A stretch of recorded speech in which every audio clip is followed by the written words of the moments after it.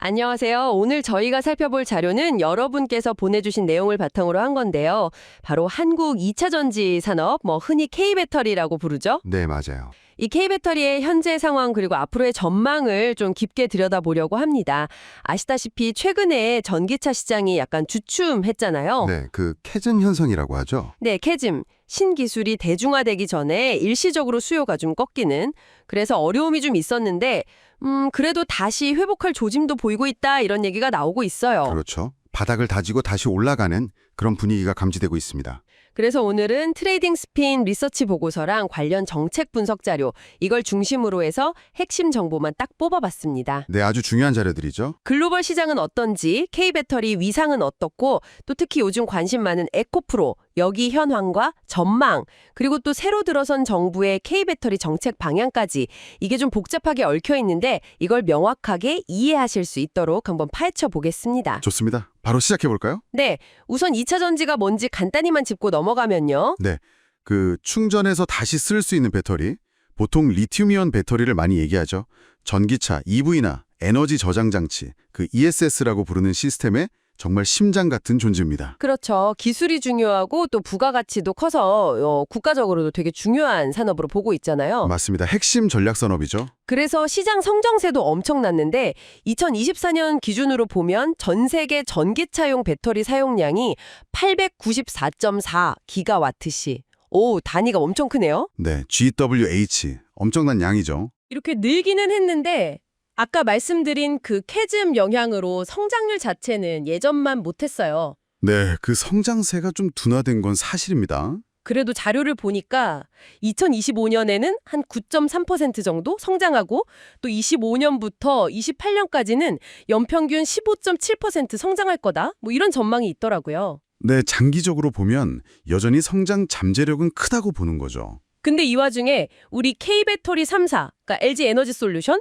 SK온, 삼성 SDI, 여기 합산 점유율은 2024년에 18.5%로 전년 23.1% 보다는 좀 줄었어요. 네, 맞아요. 순위로 보면 LG가 3위, SK 5위, 삼성 SDI가 7위 정도인데요. 이게 왜 줄었을까요? 역시 중국 때문인가요? 그렇죠. 가장 큰 원인은 역시 중국 업체들, 특히 그 LFP 배터리, 리튬 인산철 배터리를 앞세워서 물량 공세를 하고 또 가격 경쟁력으로 밀어붙이니까요. 아, LFP. 우리 K배터리가 주력하는 그 고성능 니켈 기반 배터리랑은 좀 다른 시장을 파고든 거군요. 네, 그런 측면이 강하죠. 실적도 그래서 좀 힘들었겠네요. 네, 2024년 4분기에는 이 3사 합쳐서 영업 손실이 8천억 원이 넘었어요. 좀 충격적이었죠. 8천억.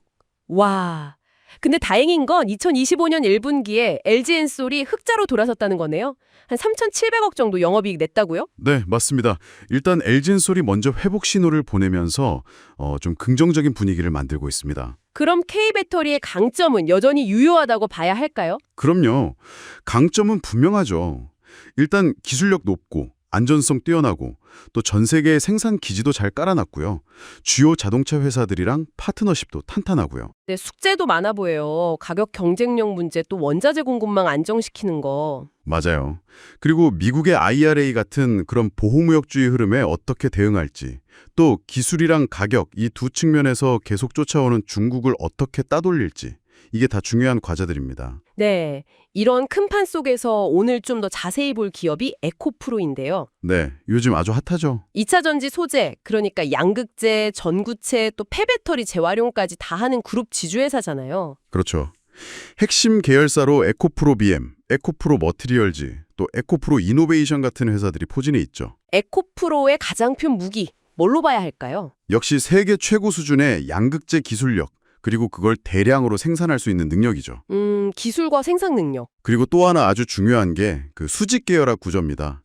원재료 확보부터 전구체, 양극재 만들고 나중에 다 쓴 배터리 재활용하는 것까지 이 모든 걸 그룹 안에서 다 해결하는 거죠. 아, 그 수직 계열화. 이게 원가 절감이나 안정적인 공급에 도움이 많이 되겠네요. 네, 핵심 경쟁력입니다. 근데 그게 이론적으로는 좋아 보이는데 실제 운영하면서 어려움이나 시장 변화에 좀 둔감해질 수 있는 위험은 없을까요? 아, 네, 아주 좋은 지적이세요. 당연히 단점도 있습니다. 초기 투자 비용이 엄청나게 들고요. 또 특정 기술이나 소재에 너무 의존하게 될 수도 있죠. 유연성이 좀 떨어질 수도 있겠군요. 맞아요. 시장 수요나 기술 트렌드가 확 바뀔 때 빠르게 대응하기가 어려울 수도 있다는 점. 에코프로도 이런 부분들을 잘 관리하는 게 중요할 겁니다. 실제로 에코프로도 2024년에는 좀 힘들었죠. 전기차 수요 둔화되고 원자재 가격 떨어지고. 영업 손실도 3천억 원 넘게 봤으니까요. 헉! 그런데 딱 한 분기만에 2025년 1분기에 매출이 다시 늘고 14억 원이긴 하지만 영업이익 흑자로 돌아섰다는 게 좀 놀랍네요. 네, 그만큼 저력이 있다는 뜻이겠죠. 바닥 다지고 반등에 성공한 모습입니다. 앞으로 전망은 어떤가요? 2025년 하반기부터는 기존 2차 전지 소재 말고도 그 반도체 공정에 쓰는 재료 매출도 좀 나올 것 같아서요. 성장세가 이어질 가능성이 좀 있어 보입니다. 아, 반도체 재료까지. 네. 그리고 장기적으로는 2026년 이후에 폐배터리 재활용 사업 본격화하고 2027년 이후에는 차세대 배터리 소재, 예를 들면 전고체 배터리 같은 거요. 이런 거 상용화도 목표로 하고 있습니다. 전고체 배터리, 꿈의 배터리라고 불리잖아요. 그렇죠. 안정성이나 에너지 밀도를 확 높일 수 있는 기술로 기대를 모으고 있죠. 그럼 투자 관점에서 보면 일단 실적 개선 기대감이 있고 또 좀 이따 얘기하겠지만 정부 정책 수혜도 기대해 볼 수 있겠네요. 네, 맞습니다. 특히 재활용 사업은 ESG 경영 측면에서도 매력적이고요. 물론 리스크도 있겠죠. 전기차 시장이 또 어떻게 될지 모르고 중국이랑 경쟁도 치열하고 원자재 가격 변동성 같은 거요. 네, 그런 위험 요인들은 항상 염두에 둬야 합니다. 참고로 자료에 나온 2025년 예상 PER이 58.4배, PBR은 2.5배 수준이라고 하네요. PER, PBR, 기업 가치 평가 지표죠. 네, 알겠습니다. 마지막으로 짚어볼 게 이재명 정부의 K배터리 정책인데요. 네, 이것도 상당히 중요하죠. 정부가 K배터리를 국가 성장 동력의 핵심으로 보고 지금의 캐즘을 넘어서도록 아주 강력하게 지원하겠다는 의지를 밝혔습니다. 폐배터리로 대한민국 경제를 재충전하겠다 이런 표현도 썼더라고요. 네, 폐배터리 전주기 사업 육성 이런 얘기도 했고요. 의지가 느껴지죠? 구체적인 정책들을 보니까 국내 생산시설 투자하면 세금 깎아주고 또 충청, 영남, 호남 이쪽을 묶어서 배터리 삼각벨트로 만들겠다? 네, 지역 거점을 육성하겠다는 거죠. 그리고 차세대 배터리 R&D 지원 확대하고 ESS 활용한 전력 시스템 구축, 폐배터리 재활용 산업 키우고 글로벌 공급망 협력 강화 이런 내용들이 쭉 있네요. 네, 2030년까지 전기차 보급률 50% 달성하겠다는 목표도 제시했고요. 50%요? 와, 굉장히 공격적인 목표네요. 그렇죠. 그만큼 이 산업을 중요하게 본다는 뜻입니다. 이런 정책들이 나오면 단기적으로는 세금 혜택 같은 걸로 기업들 실적에 좀 도움이 되겠네요. 네, 당장은 숨통이 좀 틀 수 있죠. 그리고 중장기적으로는 배터리 삼각벨트 같은 인프라 투자나 R&D 지원이 국내 산업 전체의 기술 경쟁력을 한 단계 끌어올리는 효과를 기대해 볼 수 있습니다. 특히 에코프로처럼 수직 계열화나 재활용 역량을 이미 갖춘 기업들한테는 더 유리할 수도 있겠고요. 네, 그런 측면이 분명히 있습니다. 다만 이런 정책들이 계획대로 또 얼마나 빨리 효과적으로 실행될지는 좀 지켜봐야겠죠.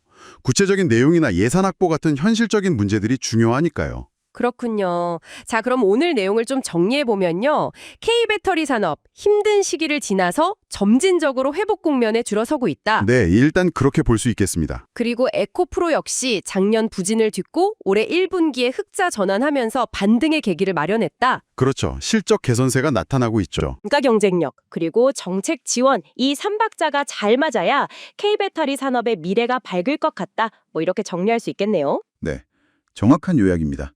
기술, 원가, 정책, 이 세 가지가 핵심이죠. 자, 여기서 마지막으로 좀 더 생각해볼 만한 질문을 던져보면서 마무리할까 하는데요. 네, 어떤 질문이신가요? 지금 우리가 전고체 배터리다 이런 식으로 예상하는 기술 발전 로드맵이 있잖아요. 네, 만약 이걸 완전히 뛰어넘는, 그러니까 우리가 전혀 예상하지 못했던 새로운 방식의 에너지 저장 기술이 갑자기 툭 튀어나온다면 어떻게 될까요? 예를 들면요? 예를 들어 소형 핵융합 기술이 갑자기 상용화된다거나 아니면 정말 상상도 못한 신소재가 발견된다거나 그런 SF 같은 일이 벌어진다면 지금 이 배터리 산업의 강자들, K배터리 기업이나 중국 기업이나 이런 미지의 미래에 과연 얼마나 대비하고 있을까? 아주 흥미로운 질문인데요. 사실 예측 불가능한 블랙스완 같은 기술 혁신에 대한 대비는 모든 산업의 숙제죠. 현재의 기술 로드맵에 집중하면서도 완전히 다른 가능성에 대한 연구나 투자를 얼마나 유연하게 가져갈 수 있느냐가 중요할 것 같습니다. 그렇죠. 한 번쯤 그런 상상을 해보는 것도 재밌을 것 같습니다. 오늘은 여기까지 하겠습니다. 감사합니다. 네, 감사합니다.